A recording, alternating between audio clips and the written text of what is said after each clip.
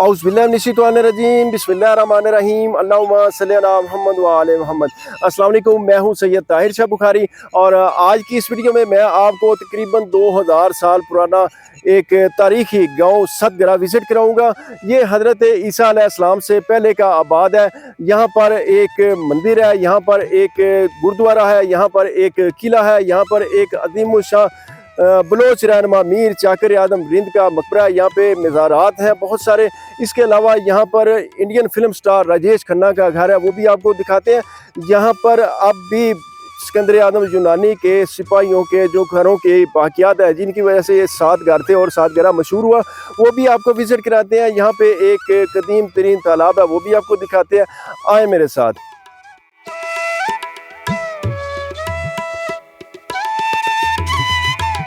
सतगरा के बारे में एक रवायत ये है कि मीर चाकर आदम रिंद के साथ बलोच कबीले के लोग यहाँ पर आए और उन्होंने इस इलाके को आबाद किया और ये सतगरा मशहूर हो गया। दूसरी रवायत के मुताबिक कि इस इलाके की तमीर नौ जो है वो 7 मरतबा की गई और इसलिए भी इसको सतगरा कहा जाता है। और यहाँ पे मैं आपको एक सिख मज़हब का गुरुद्वारा भी दिखाता हूँ और आप इसकी जो ईंटों की साख्त है वो देखें, ये काफ़ी पुरानी है। यहाँ पे शायद एक कुआं था, ये गोल है बिल्कुल, जो अब मौजूद नहीं है।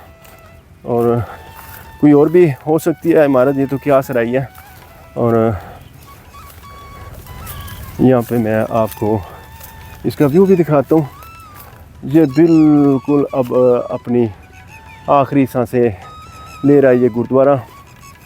इसके अंदर भी जाएंगे और इसकी बैक साइड से भी मैं आपको दिखा देता हूँ। यहाँ पे ये दरख्त है वन के, पंजाबी में इसको वन कहते हैं और उर्दू में इसका नाम मुझे नहीं पता क्या। ये यहाँ पर बहुत ज़्यादा है और ये आप देखें आसपास खेतों में लोगों ने फसलें काश की हुई हैं।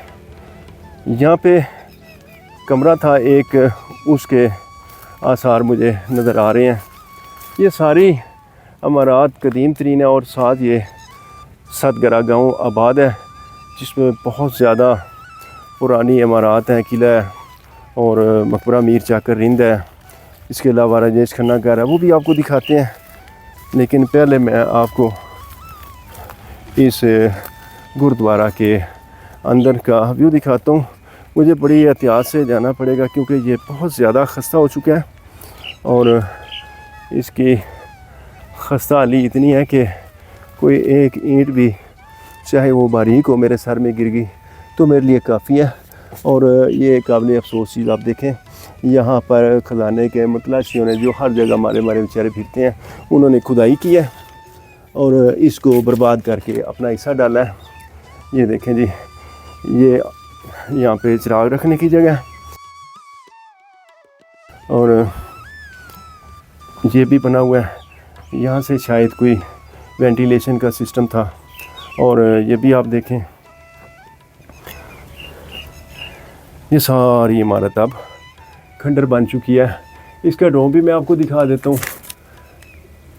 ये देखें, इसकी छत बड़ी ज़बरदस्त और डोम स्टाइल में बिल्कुल गोल थी, लेकिन अब ये सारी वीरान और बर्बाद हो चुकी है। एक और रास्ते से मैं बाहर निकलता हूँ और आपको दिखाता हूँ शायद ये इस गुरुद्वारा की मेरी आखिरी वीडियो, क्योंकि जैसे ही अब कोई आंधी तूफ़ान आया तो इसने गिर जाना। ये देखिए, इसके ऊपर दरारें पड़ चुकी हैं। यहाँ से मैं आपको एक मंदिर है वो दिखाता हूँ, फिर वहाँ पे चलते हैं।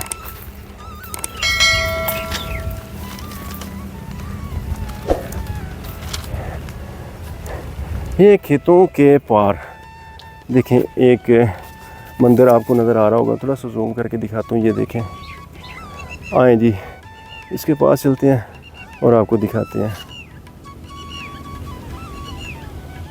ये मैं गुरुद्वारे से थोड़ा सा आगे आया हूँ तो यहाँ पर ये एक टेंपल मौजूद है और मकामी लोगों के मुताबिक इसकी जो तारीख़ है वो तकरीबन 500 साल पुरानी है, और जो गुरुद्वारा वो भी इसी के लगभग है। और कुछ लोगों का ये कहना है कि गुरुद्वारा महाराजा रंजीत सिंह के ज़माने में तामीर हुआ। ये इस मंदिर का आप व्यू देखें। एक चीज़ मैं क्लियर करता चलूँ, वो ये है कि इस गांव की जो तारीख़ है वो 2000 साल पुरानी है, जबकि यहाँ पे जो जितनी भी इमारत बनी है उनकी जो तारीख़ है वो मुख्तलिफ है। और ये इस मंदिर का बैक साइड का व्यू देखें।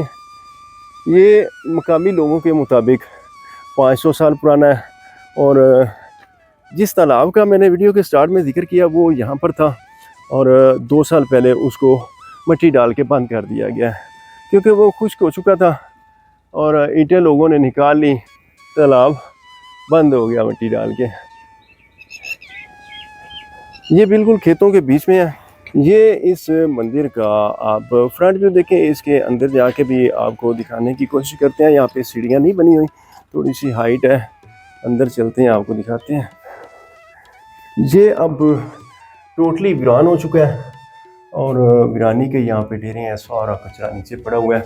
यहाँ पे मूर्तियाँ रखी जाती थी, उनकी पूजा वगैरह होती थी, और सेम इसी तरह का यहाँ पे भी आप देखें सीन है। और इस रास्ते से मैं इसके अंदर आया हूँ, और ये चौथा। और मज़े की बात बताऊँ आपको, वेंटिलेशन का और रोशनी का ऐसा ज़बरदस्त रेंज रखा गया है कि अभी बड़ी बेहतरीन हवा इसके अंदर से आ रही है। और इसकी आप छत देखें, ये डोम स्टाइल नहीं है, ये सिंपल छत है चौरसी। बहरहाल हिंदुओं का एक अपना मज़हब और अपना अक़ीदा है, लेकिन जहाँ तक तमीरात की बात की जाए तो वो बहुत शानदार है।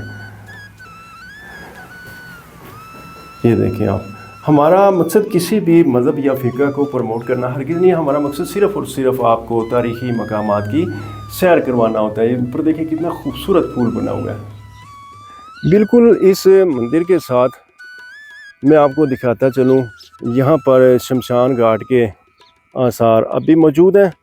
और जहाँ तक इस सतगरा की बात की जाए तो ये किसी ज़माने में दरियाए रावी के किनारे आबाद था, जो आहिस्ता आहिस्ता यहाँ से अब दूर जा चुका है। सतगरा में मीर जाकर आज़म रिंद का मकबरा मौजूद है, जो बिलाशुबा एक तारीख़ी मकाम है। आए आपको दिखाते हैं एक झलक। अजीम बलोच रहनुमा मीर जाकर रिंद का ये मकबरा, इसकी अलग से मैं वीडियो बना चुका हूँ, मेरे चैनल पे मौजूद है, आप देख सकते हैं। यहाँ पे गिलानी सादात की एक बहुत बड़ी गद्दी है, वो आपको दिखाते हैं।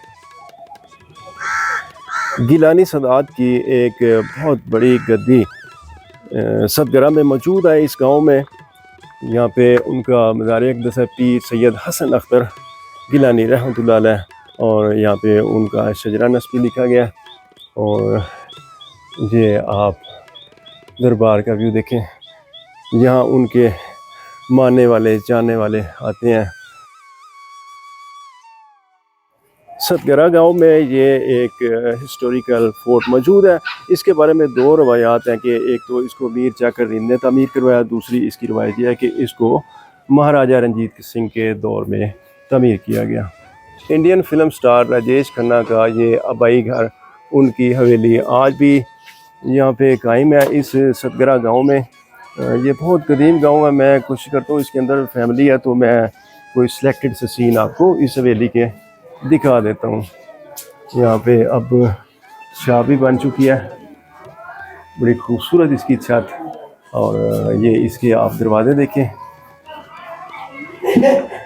इस हवेली की हमने परमिशन लिया और सिलेक्टेड से सीन आपको दिखाते हैं। कुछ हिस्सों में यहाँ पे फैमिलीज भी रह रही हैं। ये देखें खूबसूरती और नफासत का शाहकार।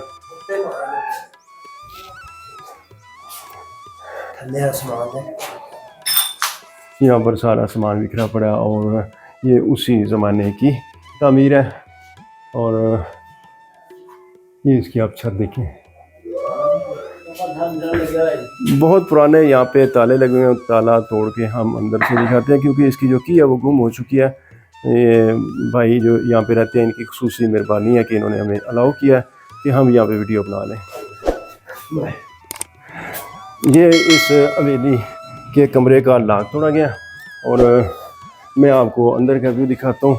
बहुत अरसे से ये बंद पड़ी थी, और ये खुसूसी मेहरबानी इनकी कि इन्होंने इस हवेली को हमारे लिए खोला। इसकी छत आज भी बड़ी मजबूत और पायदार हालत में है। ऊपर ये कबूतर घूमे और यहाँ पे भी इन्होंने अपने घर बना रखे हैं। और ये बहुत अरसा से बंद थी, अंदर इनका सामान पड़ा हुआ है स्टोर टाइप। ये देखें बहुत ही खूबसूरत यहाँ पे शीशे लगाए गए हैं। और इधर से मैं दिखाऊं तो आपको ये थोड़ी सी छत में दरारें आ चुकी हैं। ये देखें, अब इस हवेली की मेंटेनेंस सफाई सुथराई की ज़रूरत है। और इसकी छत जो है ये भी आप देख लें, ये भी खस्ताल हो चुकी है। यहाँ पे आतिशदान था सर्दियों में आग जलाने के लिए। और ये अलमारियाँ बनी हुई हैं। बरल खूबसूरती का एक शाहकार। इसके बाहर एक लॉबी है। बड़ी मुश्किल से ये लॉबी का हमने दरवाज़ा खोला है। और ये बाज़ार में लॉबी बनाई गई थी। आगे ये लकड़ी का सारा उसी ज़माने का ये काम हुआ है। ये आप देखें बहुत ही खूबसूरत यहाँ पे शीशे और इनकी छत बड़ी अच्छी हालत में है। और यहाँ से आप किले का व्यू देखें जो इस सदगरा में मौजूद है। ये उसका गेट है। इस किले के 2 दरवाजे हैं। ऊपर छत पे चलते हैं और छत से आपको इसका ओवरव्यू दिखाते हैं। राजेश खन्ना की जो फैमिली थी वो इसी जगह की रहने वाली थी, यानी वो आबाई इलाका राजेश खन्ना का ये सदगरा ही है। यहाँ पे इसका हम खोल के टॉप पे आ चुके हैं। और राजेश खन्ना के जो दादा थे कालू खन्ना, उन्होंने इस हवेली को तामीर किया था। यानी बुनियादी तौर पे राजेश खन्ना इस सदगरा के रहने वाले थे। सामने मीर चाकर रिंद का मकबरा, सामने गिलानियों की दरगाह और इस साइड पे ये एक कदीम और तारीखी किला मौजूद है। ये नीचे इसका आप गेट देखें। और अब मैं आपको सिकंदर आज़म यूनानी के सिपाहियों के घरों के जो रेंज हैं वो दिखाता हूँ। यहाँ से थोड़े से फासले पे हैं।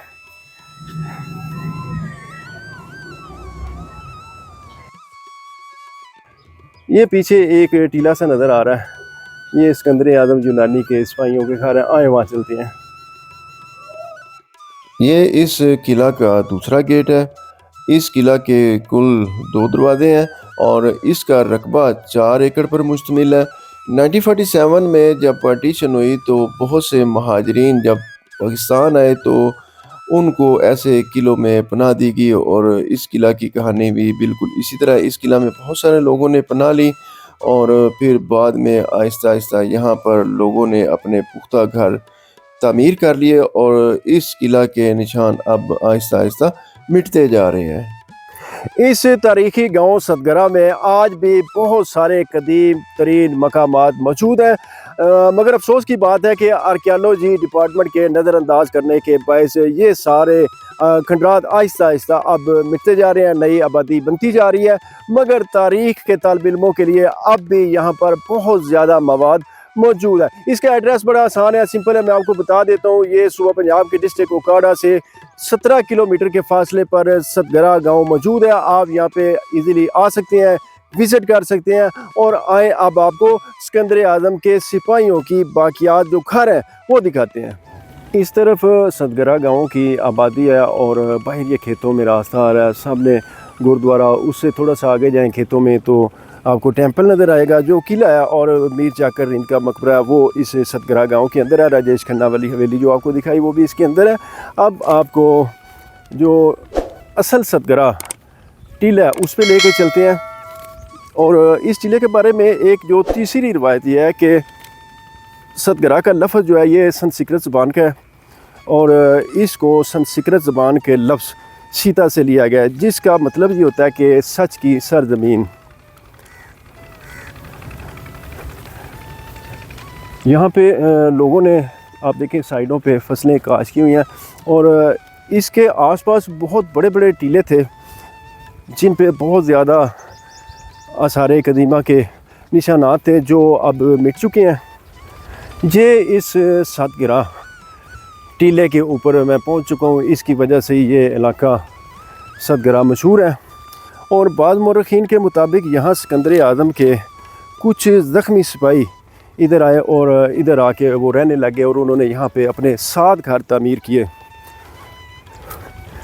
सिकंदर आज़म के जो सिपाही थे वो मैसेडोनिया के इलाका स्टेगरा से आए थे और उन्होंने इस इलाके का नाम स्टेगरा रख दिया और यूँ इसका नाम आहिस्ता आहिस्ता सतगरा मशहूर हो गया। इस ज़मीन से थोड़ा हाइट पे है, ऊपर चलते हैं और आपको दिखाते हैं। बारिशों के पानी के बहाव के बायस इसकी मिट्टी अब बहुत ज़्यादा बह चुकी है और आर्कियोलॉजी डिपार्टमेंट की अदम तवज्जो की वजह से ये टिब्बा आहिस्ता आहिस्ता ख़त्म होता जा रहा है। ज़माने कदीम में इधर लोगों के सिर्फ 2 रोज़गार होते थे, एक खेती बाड़ी, ये आप देखें जो अब भी लोग करते हैं।